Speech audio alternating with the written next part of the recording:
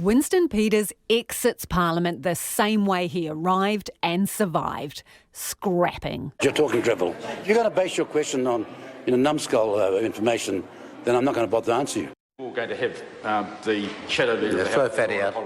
I'm not answering to you because you're no judge and you don't know the law. You're not... That's clear as that.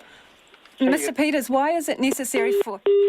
Winston Peters fought his way into Parliament after the 78 election, winning a legal battle over voting irregularities. He would be a frequent flyer in court. He was jettisoned the very next term. Fast forward to 84. We do not have a majority, and we must thus have a general election, and I propose to proceed to Government House now. Rob Muldoon's national government was out, but Winston Peters' newly minted Tauranga MP was in. 6 years in opposition saw the political pugilist land some punches. And for some months now, David Lange has been behind or running neck and neck with high-flying opposition frontbencher Winston Peters in the preferred Prime Minister stakes. But Peters was also in the mother of all rows with National and his boss, Jim Bolger. We had an unnecessary public squabble over the last few days, which was inconsistent with the best interests of the National Party. I'm going to do my best to ensure that the National Party is united and that it works cohesively to victory in 1990. In fact, the public of this country deserve no less. Bolger booted him off the front bench after Peters kept lobbing grenades into National's own foxhole. Winston would build a career on fighting the establishment, even if he was part of it. This career path is somewhat like what happened to John Kirwan last night. He hurt his Achilles heel, but he'll be back, and so will I. 1990, National made it back to government and Winston Peters made Māori Affairs Minister. But tension was brewing. Bolger eventually kicked him from cabinet and caucus. It wouldn't be Winston Peters' last sacking.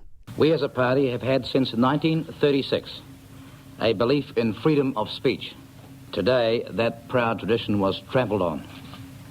I'm not concerned for myself, but where will this all end? The 1993 election looming, National didn't want a bar of Winston Peters. It tried to stop him standing in Tauranga for the party or anyone else. This is not whether Winston Peters wins or loses. It's about fundamental issues that go to the core and quality of democratic life in this country. Never shy of a fight, Winston Peters headed to court and won ×2, the case and the seat as an independent. Democracy had a marvellous victory here in Tauranga today. 3 months later, a bouncing new political baby was born. Ladies and gentlemen, we are going to take our country and our democracy back. And that is why this party, launched on this historic day, is called New Zealand First. It won 2 seats at the 93 election.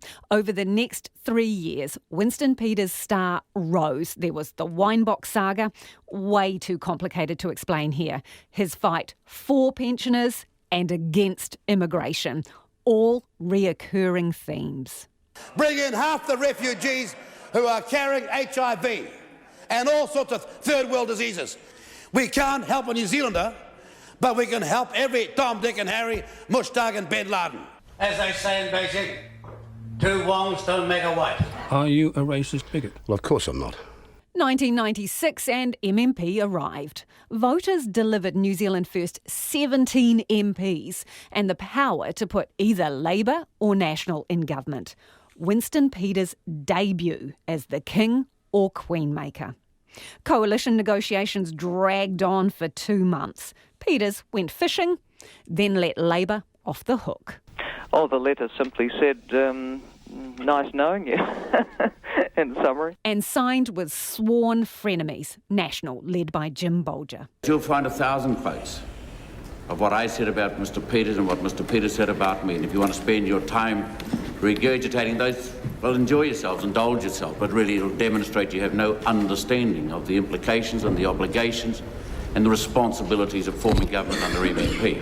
So it's entirely up to you What nonsense, you write. Bolger and Peters coexisted nicely, but things got messy when Jenny Shipley rolled Jim Bolger.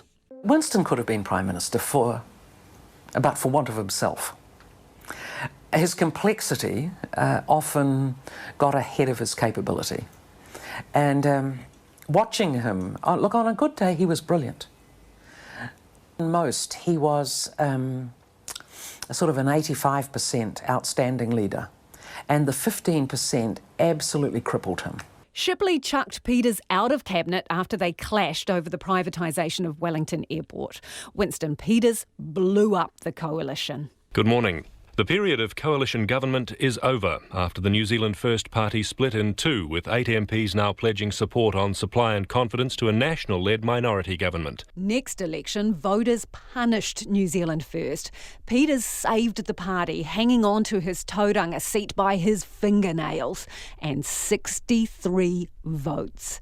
Leap ahead, 2005. Winston Peters got thumped in tauranga by Nationals' Bob the Builder Clarkson. But yet again, he held the balance of power, and this time crowned Labour's Helen Clark, giving her a third term. But history repeated when Clark relieved Peters of his ministerial portfolios shortly before the 2008 election, when a donation scandal surfaced. The appropriate thing is for him to stand aside from his portfolios while the Serious Fraud Office conducts its investigation. John Key seized the opportunity to torpedo any deal with Peters. From National's point of view, we're ruling New Zealand First and Winston Peters out. The Serious Fraud Office didn't charge anyone, but Parliament censured Peters. New Zealand First crashed out of Parliament, gone completely in 2008.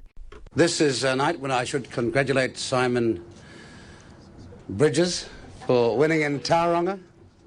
I must say it will be a delight for the first time for the next 3 years to have a bright young guy in this seat in Tauranga. And I want to give him my congratulations and wish him all the very best. 3 years later, in a remarkable turnaround, Peters clambered out of the political wilderness and back into the ring with 8 MPs. But he wouldn't be needed until 2017. 3 times the power broker, Winston Peters crowned the winner in a live broadcast. In our negotiations, both National and Labour were presented with that opportunity.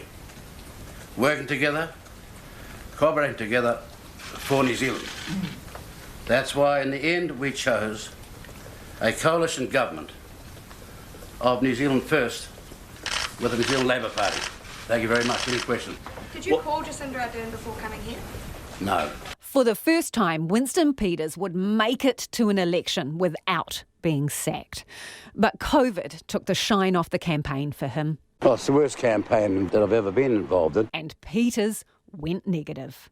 And I've never had 3 years so difficult. Trying to manage circumstances when you're surrounded by plain inexperience. Then, days from the election, a sense of déjà vu. The SFO charged 2 people following a donation investigation involving the New Zealand First Foundation.